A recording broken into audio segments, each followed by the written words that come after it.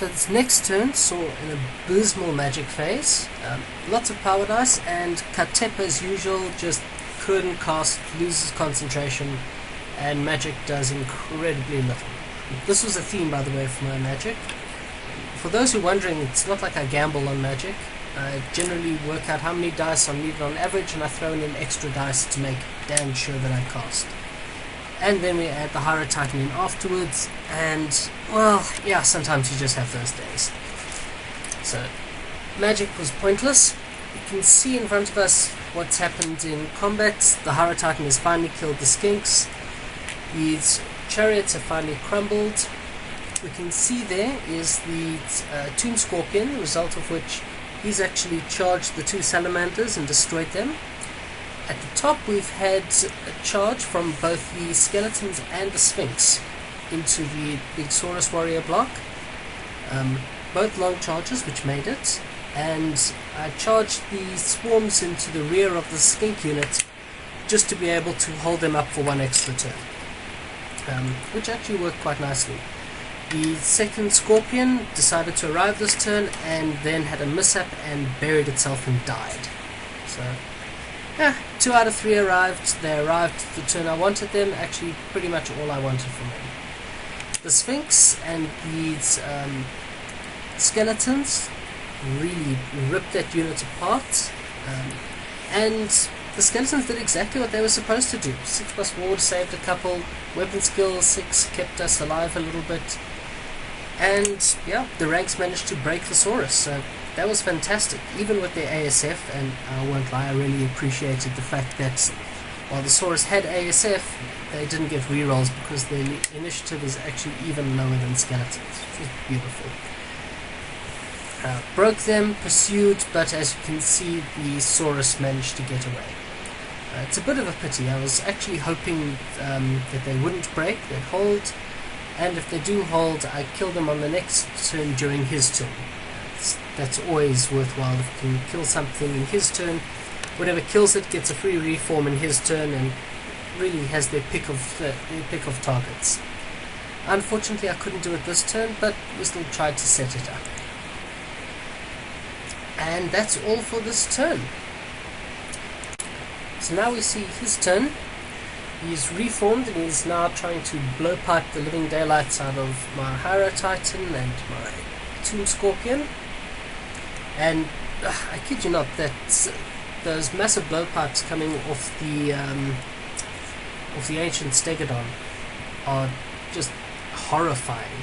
He was rolling pretty well for him. He's doing an average of 16 shots, sometimes 17, 18 every time with that thing. And they're poisoned, it's horrible. Anyway, so you see he's reformed there to do bad things. You can see up in the top right, top left corner, he's got his skinks now kind of hunting down my 2 wizards. Nothing fantastic there. And he's moved his slan round so nothing can charge it. See on the other side here, he's rallied and his skinks are busy beating down the last of my swarms. They don't actually kill them this turn, which is a bit of a pity, but anyway. And that's about all. Magic and shooting sees quite a bit of damage to my skeletons, but it doesn't wipe the unit out. And that's his rather uneventful turn. The one thing that is worth noting is a full unit of skinks shooting at Katep did not kill Katep. This is pure luck on my part. It's a full unit of skinks shooting. He should do 3 wounds. Yeah, dice swing both ways. But yeah, Katep got to live one more turn on really borrowed time. So my turn 4, I'm in a lot of trouble now. So I reform the skeletons and the king to face the music of the little skink unit, and I charge these war sphinx into the remaining Saurus warriors. And you can see the result there. Actually do a hefty amount of damage to them, but they actually managed to hold. They needed a 3, they got their 3, and I was a very happy man for it. I want them to hold because then, as long as I kill them on my turn, I get to reform and hopefully beat down a single frog. And I'd really like to kill a frog. That would be fantastic. As far as magic goes, I move up Katep and friends, and I try to cast, and yet again Katep loses concentration. And really, for spending 800 points in magic, I've gotten maybe 4 spells through this game, of which possibly 2 have done anything. Not shown in the pictures is a Scorpion has managed to charge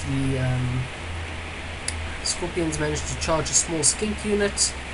Has taken 1 wound in stand and shoot and gotten there. And the Hydra Titan, which was down to its last wounds, charged the other skink block and died to it. Died in stand and shoot, and that was possibly a mistake. I should have actually just let it die the hard way without actually giving away Aria, which you'll see in a second is actually not my friend. Anyway, so the Scorpion, I did manage to give the Scorpion +1 attack, which healed up 1 wound, which was actually quite useful.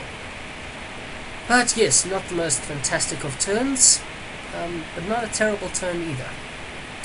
So we then move on to his reaction. His skinks are coming here to make very, very short work of Katep and friends. His giant blowpipe wielding Stegodon is coming to deal with whatever remains after the skinks finish with them. So I don't have much hope for my wizards at the end of all of this. And we see on this side here, he has actually charged both units in. So there's the skinks and croxies in the front, and there's the other skinks at the back. And yeah, that was a result of my charging in with the Hydra Titan and actually just freeing up place for that skink unit to hit me in the rear. So that wasn't fun. And once again, I mean, I'm facing down 2 frogs blasting away at me. It's really, really hurting right now. So anyway, I mean, he obviously manages to kill Katep and the other Lich Priest. But nothing of mine really cares about Crumble right now. So, small mercies, I suppose. I do manage to kill his Saurus and reform facing the frog. That's the Shadow Frog, and I want it down. I want it quite thoroughly dead. His Croxy manages to hit my king once, sticks a wound on him. I need a 5+ armor save. I've got a 4+ ward. I fail both, and it's an Anvil of Vol flaming. So those little dots there are 2 wounds on my king. So we're not happy about that. But the good news, we know this is going down. But damn it, I want those frogs. So we charge into frogs, and as you can see, we kill the frog. Well, we hit the frog. We don't kill it. I leave the frog on 1 wound. And while my king's done a fair amount of damage, he cops another wound from a Croxigore, and once again, 5+ armor, 4+ wards, doesn't help. And doubled up because of the flaming from the Anvil of Vol, and he dies. Good news is he actually can't charge me here, he's got too much stuff in the way. And there isn't much else for the rest of his army to kill. So he goes ahead and he starts casting magic and all of his good stuff. And he pulls a sneaky one. He casts some Law of Shadow spell, I can't even remember which.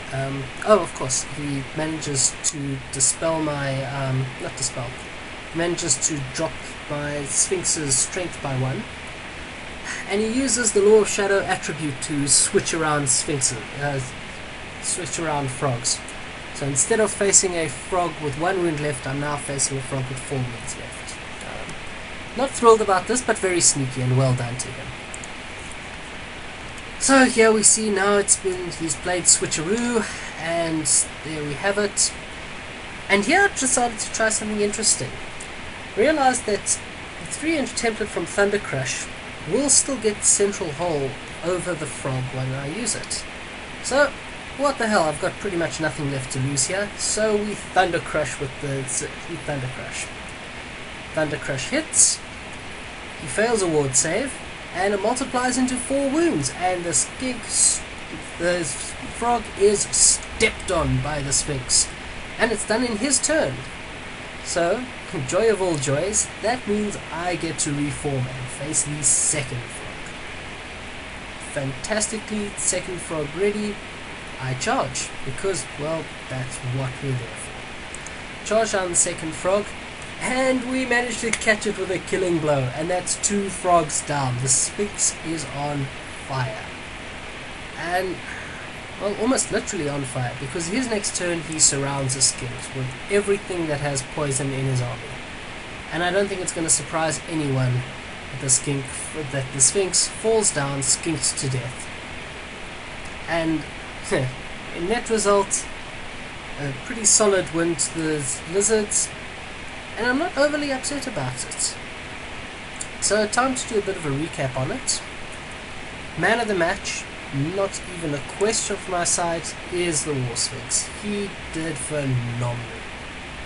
I mean, the amount of damage he did all the damage necessary to crack a unit, while I've got the King and his steadfast breaking unit supporting him.